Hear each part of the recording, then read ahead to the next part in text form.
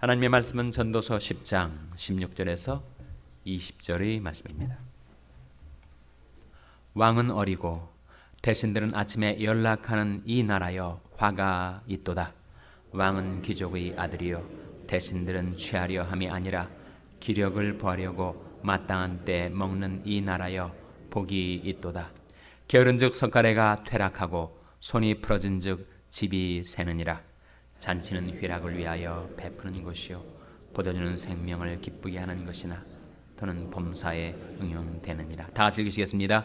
심중에라도 왕을 저주하지 말며 침방에서라도 부자를 저주하지 말라.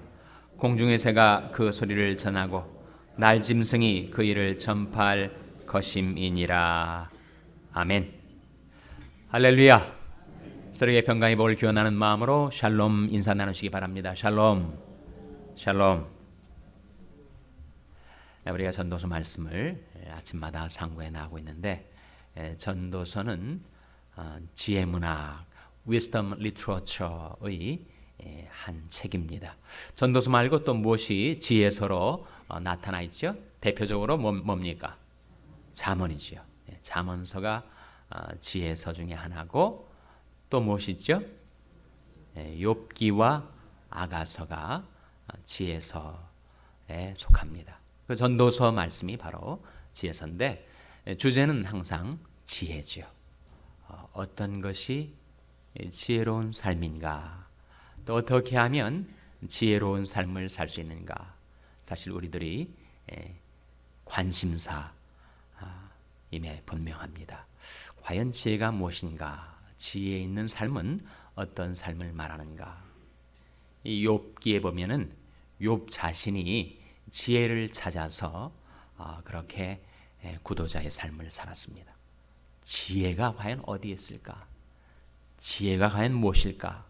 욥기 28장 전체가 바로 지혜에 대한 탐구의 장인데, 그 결론이 욥기 28장 28절에 나옵니다. 거기에 지혜가 무엇인가, 명철이 무엇인가 하는 것이 결론적으로 나타나 있어요. 한번 보시기 바랍니다. 욥기 28장 28절 말씀입니다. 욥기 28장 28절 말씀은 구약성경 787면입니다. 구약성경 787면.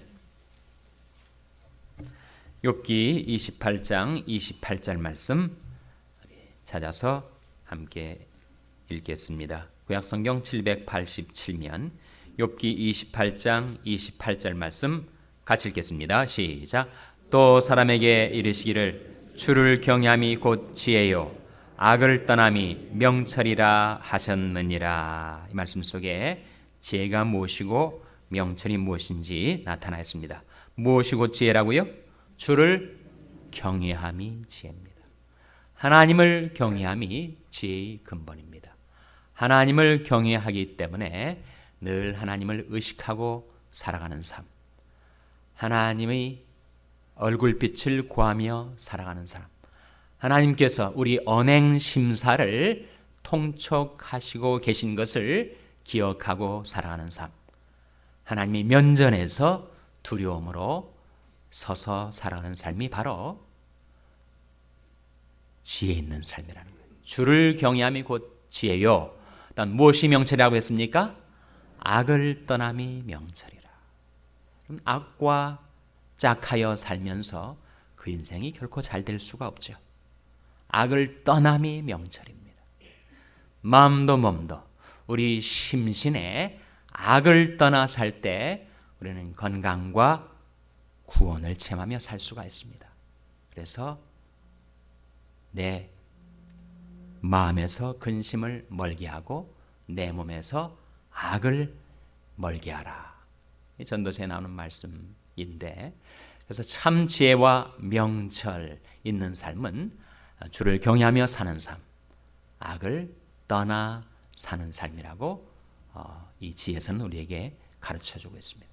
오늘 본 말씀은 그 지혜로운 삶의 세 가지 구체적인 양태, 구체적인 방식을 우리에게 보여주고 있습니다. 첫 번째는 오늘 본 말씀으로 돌아오셔서 16절, 17절에 나타나 있는 경송과 절제, 그것이 바로 지혜 있는 삶이다 일러주고 있습니다. 16절 17절 같이 읽겠습니다. 시작.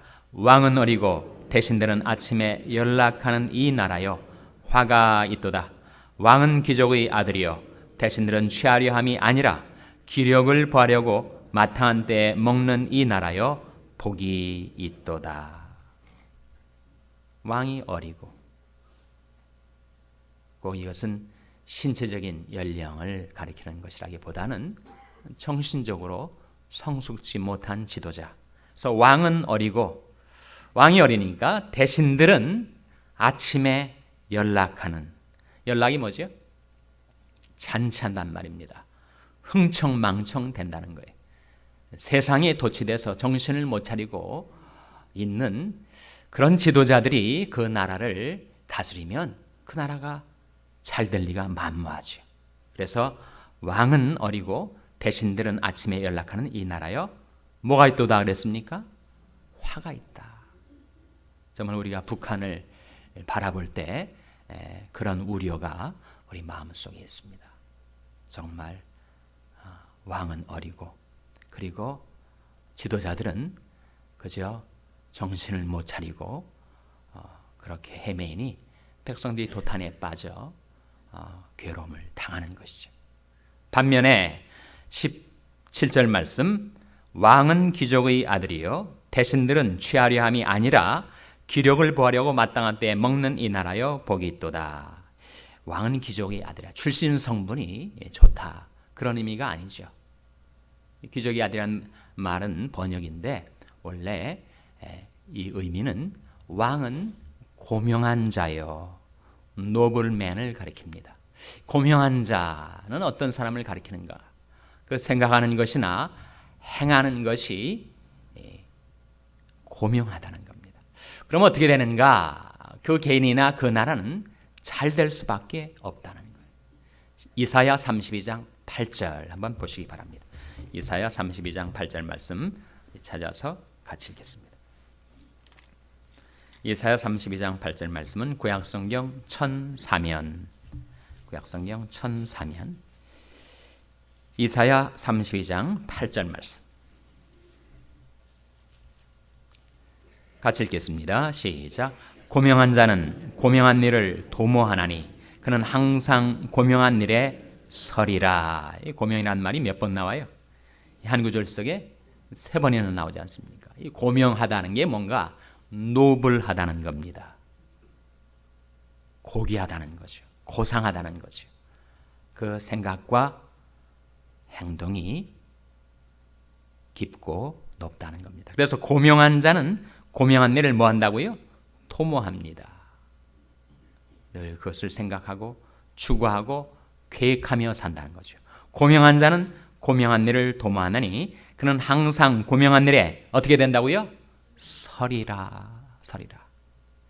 고명한 일을 생각하고 고명한 일을 추구하고 고명한 일을 행하며 사는 사람은 그 인생이 견고하게 탄탄하게 서게 될 것입니다. 그러나 비루한 것을 생각하고 비루한 것을 취하고 비루한 것을 행하며 사는 인생은 그 인생이 뒤집어집니다. overthrow, 전복이 된다는 거예요. 그래서 잠언 13장 6절에 보시면 악은 죄인을 패망케 하느니라. Sin overthrows the wicked 그런 말씀이 나옵니다. 이 죄와 악은 인생을 그 밑으로부터 뒤집어 엎는 그런 힘이 있습니다. 성경의 죄는 종교적인 추상적인 막연한 개념이 아니에요. 그런 용어가 아닙니다. 죄는 실체요 힘입니다. 죄와 악은 인생을 뒤집어 엎는 전복하는 힘이 있어요. 반면에 고명한 사람은 고명한 일을 도모하고 고명한 일을 행하다 보니까 그 인생이 견고하게 서게 된다는 거예요.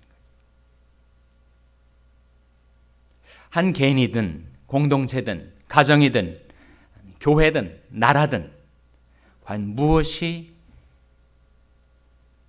그 개인이나 공동체를 영롭게 하며 무엇이 그 인생과 공동체의 수치가 되는가? 잠언 14장 34절 말씀 한번 찾아보시기 바랍니다. 매우 중요한 말씀인데 잠언 14장 34절 말씀 찾아서 같이 읽겠습니다. 구약성경 926면입니다. 구약성경 926면 잠언 14장 34절 말씀 같이 읽겠습니다. 시작. 의인은 나라로 영화롭게 하고 죄는 백성을 욕되게 하느니라. 의인은 나라로 영화롭게 한다. 의인은 개인이든 나라든 그것을 영화롭게 합니다. 반면에 죄는 개인이든 공동체든 그것을 욕되게 한다는 거예요.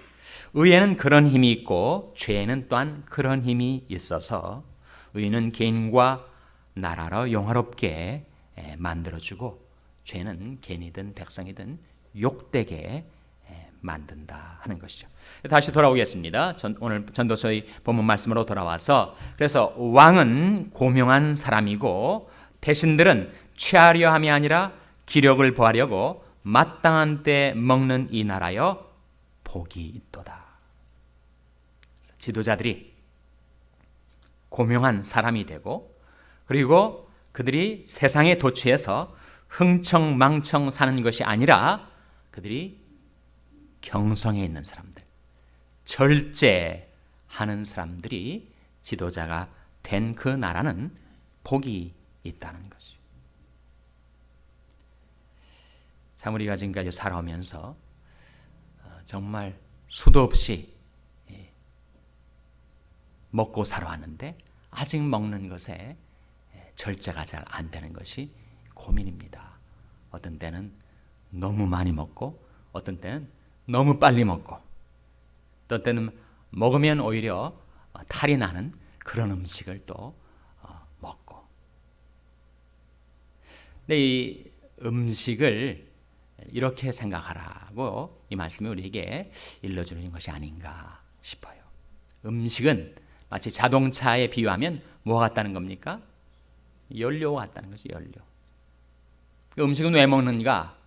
우리 몸이 자동차와 같이 움직이며 살아야 되는데 연료가 떨어졌을 때 연료를 채워줘야 자동차가 잘 나가지 않습니까?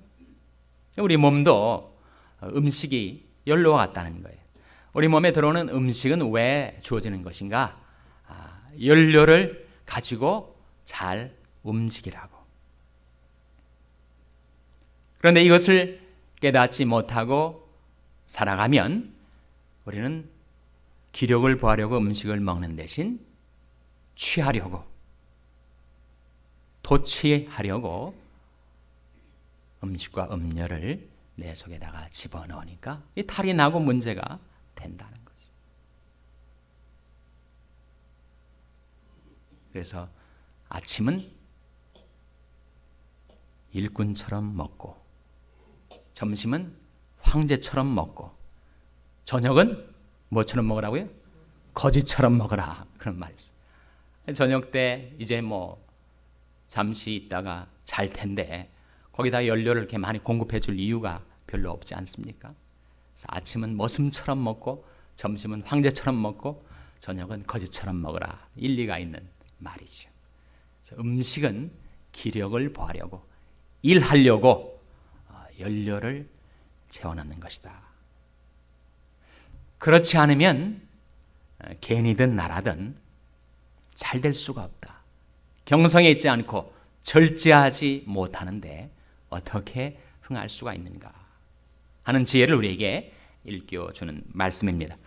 두 번째는 게으름에 관한 말씀이 18절에 나오죠. 18절 말씀 같이 읽겠습니다. 시작. 게으른즉 석가래가 퇴락하고 손이 풀어진즉 집이 새느니라. 어떤 것이 지혜로운 삶인가? 근면한 삶이 지혜로운 삶이다. 일근 천하 무난 그런 말이 있습니다. 사람이 한번 근면하면 천하에 어려운 일이 없다. 반면에 게으르면 천하가 난제로 가득 차 있습니다.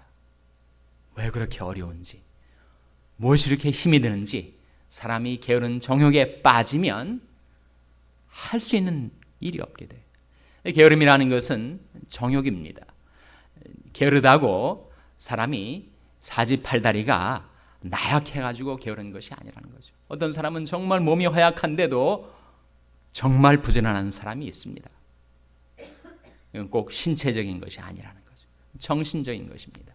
자, 한번 말씀해 보시면 게으른 자는 밖에 사자가 있다 그러고 산다는 거예요. 무슨 말입니까? 게으른 자는 몸에서 게으름에 매이는 것이 아니라 이미 그 마음이 게으른 정욕에 사로잡혀 있어가지고 내가 밖에 나가면 사자에 물어 죽일 텐데 내가 못 나가겠다. 그러고 그 두려움과 그 정욕에 사로잡혀 무기력한 상태에 빠져 있다는 거예요. 잠언 21장 25절 말씀에 게으른 자의 정욕이 그를 죽이나니 그런 말씀이 나옵니다. 게으른 자의 정욕이 그를 죽여요. 떨치고 일어나서 행하면 될 터인데 게으름에 묶여가지고 문이 돌적이에 따라 도는 것처럼 게으른 자는 침상에 그렇게 맴돌고 있다는 거예요.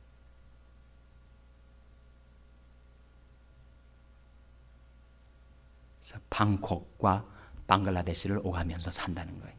방에 콕 들어박히고 온 방을 굴러다니면서 방글라데시 그렇게 살게 된다는 거예요. 그래서 게으름은 우리 마음에서부터 시작되는 것입니다. 그러나 그것은 우리나 우리 자녀들이나 늘상 거기에 빠지기가 쉬워요. 저 자신을 위해서 기도할 때나 제 자녀들을 위해서 기도할 때 그런 기도를 드립니다. 하나님, 저희들을 불쌍히 여기셔서 이 게으른 정욕에서 건져주세요. 이 게으른 정욕에서 구원해 주세요. 그런 기도를 드릴 때가 있습니다. 사람이 부지런하면 만사가 형통할 수가 있는데 사도 바울이 로마서 12장에서 부지런하여 게으르지 말고 열심을 품고 주를 섬기라 그렇게 말씀하고 있습니다. 부지런하여 게으르지 말고 열심을 품고 열심히 enthusiasm인데 enthusiasm이라는 단어는 in 안에라는 말과 theos 하나님이라는 말이 합성합니다. 열심은 언제 나오는가? 우리가 주님 안에 있을 때 하나님 안에 있을 때 하나님에 대한 갈망과 사모함을 가지고 나곤 내 영혼이 여호와를 기다리며 내가 그 말씀을 바라는도다. 내가 새벽 전에 부르짖으며 주의 말씀을 바라싸우며 주의 말씀을 묵상하려고 내 눈이 야경이 힙기 전에 깨었나이다. 하나님과 말씀을 갈망하고 열심을 품고 주를 섬길 때 우리는 게으른 정욕에서 떨쳐 일어나 주님을 섬기는 삶을 살 수가 있게 될 것입니다. 20절 말씀 세 번째 지혜로운 삶의 내용을 보여주고 있습니다. 20절 말씀 같이 읽겠습니다. 시작. 심중에라도 왕을 저주하지 말며 침방에서라도 부자를 저주하지 말라. 공중의 새가 그 소리를 전하고 날짐승이 그 일을 전파할 것임이니라. 우리말 속담에 발 없는 말이 어딜 간다고요? 천리를 간다 그랬습니다. 낱말은 새가 듣고 반말은 쥐가 듣습니다. 말은 발도 안 달렸는데 얼마나 빨리 번져가는지. 그래서 왕을 저주하지 말라. 부자를 저주하지 말라. 왕과 부자가 왜 나왔을까요? 그것은 사실 인간 대표격으로 말씀하는 것이 여러분 우리 어느 한 사람이라도 우리가 저주하며 살면 전혀 그 사람은 저주를 받을 그런 인격, 그런 삶을 살고 있질 않은데 그 저주를 하면 그 저주가 참새처럼 제비처럼 공중을 헤매다가 누구에게로 돌아옵니까? 자기 자신에게로 돌아와요. 부메랑처럼 공중을 향해 냅다 던진 부메랑이 돌고 돌다가 자기에게로 돌아와서 자기를 친다는 거예요. 왕과 부자뿐만이 아닙니다. 우리 가운데 있는 지극히 작은 소자라도 내가 그를 저주하면 그것은 낱말이 새가 듣고 반말을 쥐가 전하듯이 그 말은 이건 나와 당신 사이 between us 하는 말이니까 라고 아무리 그 말을 한정하려고 해도 그 말은 삽시간에 온 세상으로 퍼져갈 수밖에 없습니다. 악담하고 잘 될 수가 없습니다. 남을 저주하며 사는 인생이 흥할 수가 없습니다. 그래서 지혜로운 삶 세 가지를 오늘 본 말씀이 우리에게 가르쳐주는 첫째로 도취되지 말고 경성하고 절제하며 살라. 둘째로 게으르지 말고 부지런하여 열심을 품고 주를 섬기라. 셋째로 악담과 저주 대신 은혜와 선한 말을 하며 살라. 더러운 말은 너희 입 밖에도 내지 말고 오직 덕을 세우는 데 소용되는 대로 선한 말을 하여 듣는 자들에게 은혜를 끼치게 하라. 그런 지혜로운 삶을 살아가게 되시기를 주님의 이름으로 축원합니다. 기도하시겠습니다. 오늘 말씀을 기억하며 하나님